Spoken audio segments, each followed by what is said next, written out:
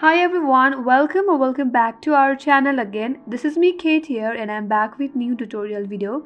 And on today's video, I'm going to show you how to hide your Facebook friend list.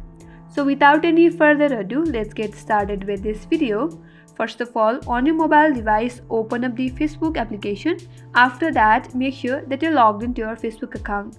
Now, navigate to the upper right corner of this interface. There, you will see your profile icon with a 3-line icon. Tap on there. That will take you to menu page. Again, tap on this settings icon at the upper right corner.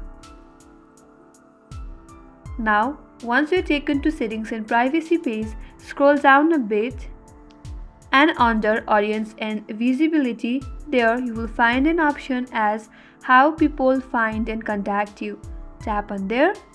Now a window will pop up with the options to control who can see your friend list. So under your friends, tap on who can see your friend list, and near that you will get a drop down menu as a public. If you tap on there, and from this drop down menu you can choose from the options like public, friends, friends accept, specific friends, or only me.